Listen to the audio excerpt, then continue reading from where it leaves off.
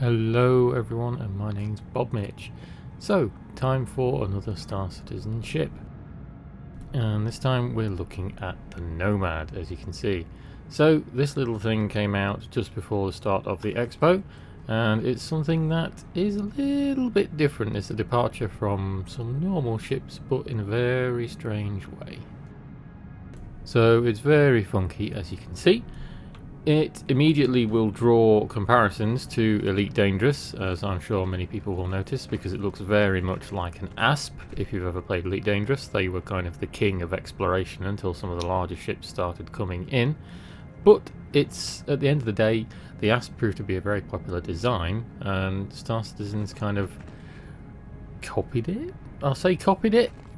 I suppose imitation is the best form of flattery, but they've kind of made it their own, because the ASP in Elite Dangerous had kind of 2 seats in it, whereas this does not. So let's have a closer look and we'll start seeing some comparisons.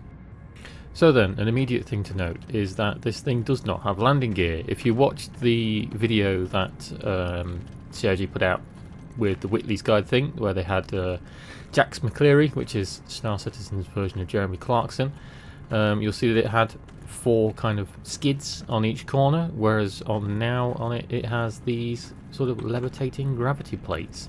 So very much like the Nox and Xi'an technology. I hope again I've said that correct. Xi'an.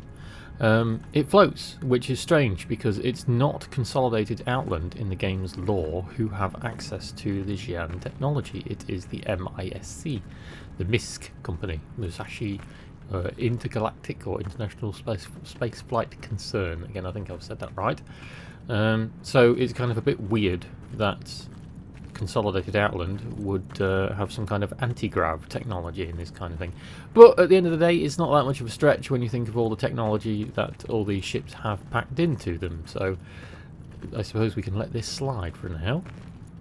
It has 3 weapons as such, so it's got a turrety sort of mounted gimbal turret on the top there. You can just see it peeking out as I kind of bank around the ship here.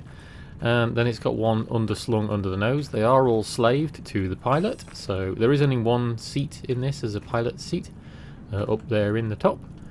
But yeah, I didn't like it when I saw it.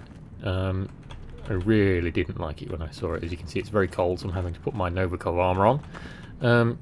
But it's grown on me. I have to say it has grown on me a lot, such to the point where I think I'm going to get my younger brother one as a Christmas present, because he's sort of getting into the game, and he's sort of got the computer that can run the power for Star Citizen now, so I'm going to buy him a ship. And I figure the Nomad is targeted as a sort of a self-sufficient solo ship. So it's a... CIG termed it as an advanced starter ship, and it was a bit funky to see what they mean by that, because Consolidated Outland already do starter ships. They do the Mustang line, which are okay ships, although, as you may have seen in my Nomad video that I did the other day where I was surfing on the back of one of these things, with the current flight model, the Mustang flies terribly. It really is awful. Whereas this thing actually flies pretty well. So, yeah. It's grown on me.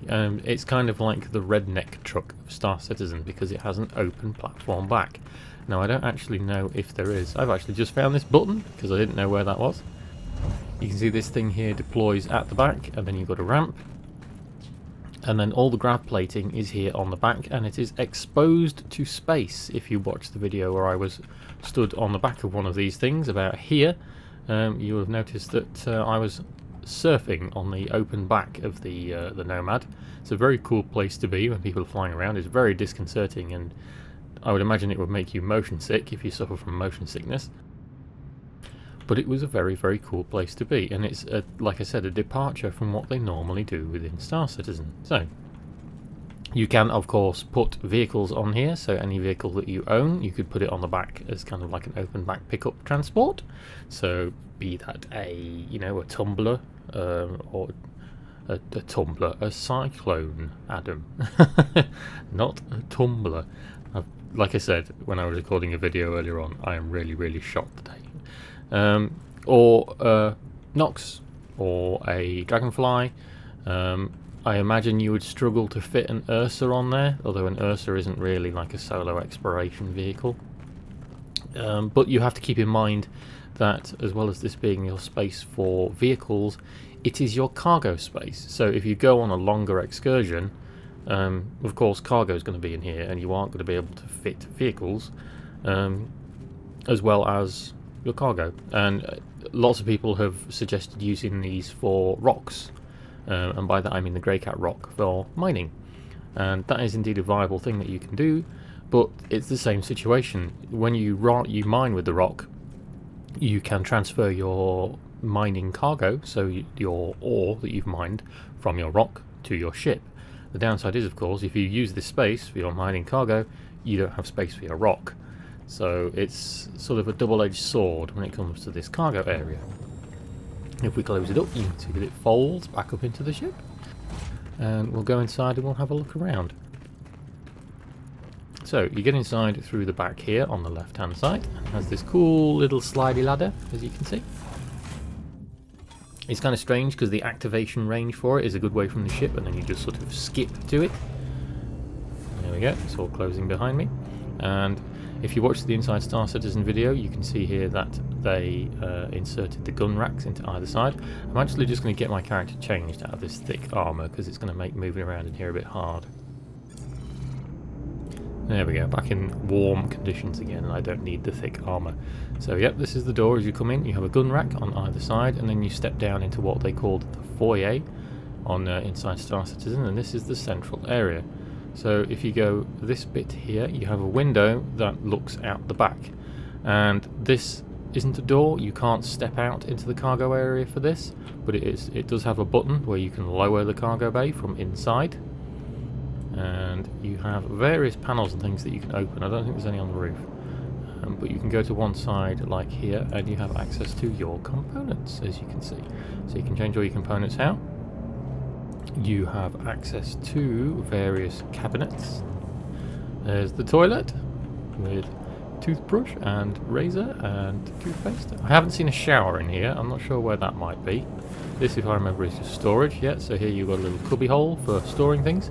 And then this main door here, which is forward facing, when you come in, is the living quarters, and it's styled out similar to the Mustang Beta, but it's a bit more spacious. The gravity thing is doing a weird thing in here where it's affected. That's why the camera's jerking. It's down to the gravity and the force reaction, so I apologise for that. It's not me being a bit of a pain in the bum with a mouse. So, anyway, it has the same kind of door things as the Mercury Star Runner. You can't lock things like you can in the MSR, but it does have very cool door access buttons. Inside, we can see that the owner of this is obviously going to be a bit of a workout nut, or gym rat. But yeah, it's very, very spacious and cool in here for a solo ship. You can see that it's got lots and lots and lots of things. So this has got all the amenities. So, you know, you've got your food stuff here. You've got all your kitchen stuff. This, if I remember, has a seat that pulls out. They said it was like an ottoman in Inside Star Citizen, as you can see. And then you can fold that away. So if you don't need it, then you can just tuck it away and you have a bit more space to move around. And then you have living quarters. And I have to say, this is a very spacious bed for one person. You look at the quarters that are on the Mercury Star Runner, and the bunks and things in there are a bit more compressed. So this is very much designed for the solo player. So a bit of well, like I said, an advanced starter ship. It's designed to be a completely self-sufficient solo ship. Moving forward, we go into the cockpit, and we will take a seat in the pilot seat.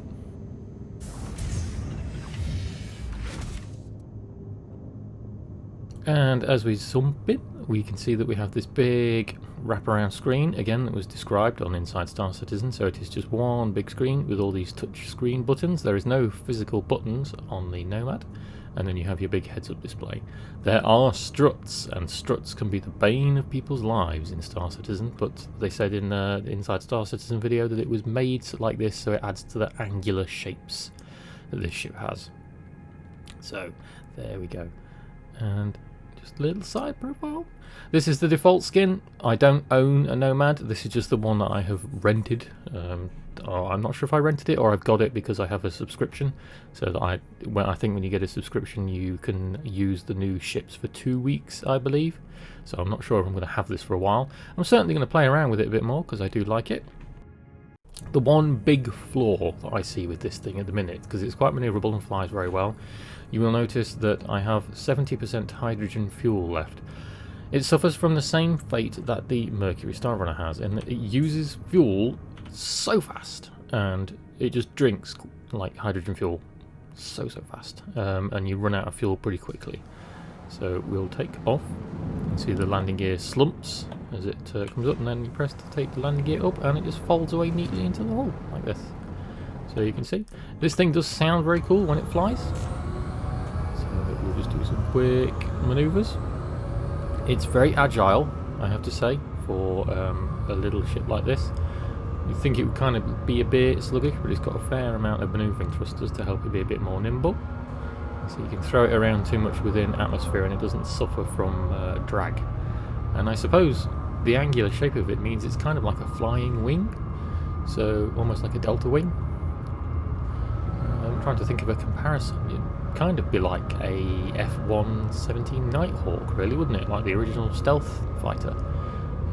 Just basically designed as a flying wing. But yeah, you can see flying around that this thing already, just flying around here, I've used 5% more fuel. So what I'm going to do is I'm going to pitch this thing up, I'm going to rocket the thrusters to full, and I'm just going to see how much fuel this thing uses as it gets into the atmosphere again, or at least high enough so I can use a quantum jump to get to an OM marker, which is normally about 11,000 feet. But yeah, this is the Nomad in a nutshell.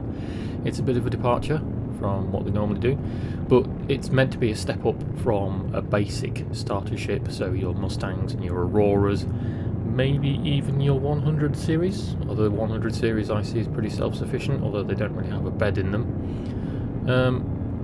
But what it is, I think it's $85 for a Warbond LTI ship.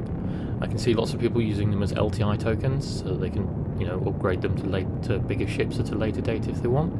But I think it's a very cool, very nifty little design. Again, very ASP inspired from Elite Dangerous, but it's a cool ship. The only big flaw, like I said at the minute, is that it's like Mercury Star Runner, which I do love to fly. I love my Mercury Star Runner to bits, because it's the perfect ship for doing a lot of things in game. But much like this, it just drinks fuel. I left the atmosphere to get from New Babbage, I came down into atmosphere to get down to here, and now I'm taking off again from Microtech, which admittedly is a big planet and you have to go quite high, and I'm already at half fuel, so the numbers for the fuel in this thing need tweaking in a hotfix or something along those lines, because it is atrociously weak on fuel efficiency, or just the fuel tank size, or how much it uses. I don't know, they just need to tweak the numbers. But yeah, aside from that, that is the consolidated Outland Nomad. Shiny new ship from CNOU.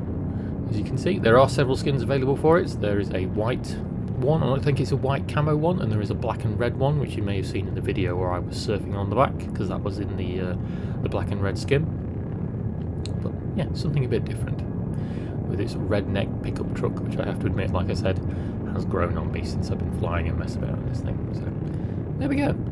Let me know what you guys think. Do you appreciate that Star Citizen is kind of manipulating similar designs, such as the ASP? If this was the ASP, it wouldn't have a gun underneath there on the front. It would have another seat for a co-pilot, maybe. But again, this is targeted as a solo ship, and I think compared to Elite Dangerous's ASP, this is a lot smaller. The ASP, if I remember, was a lot bigger in ED.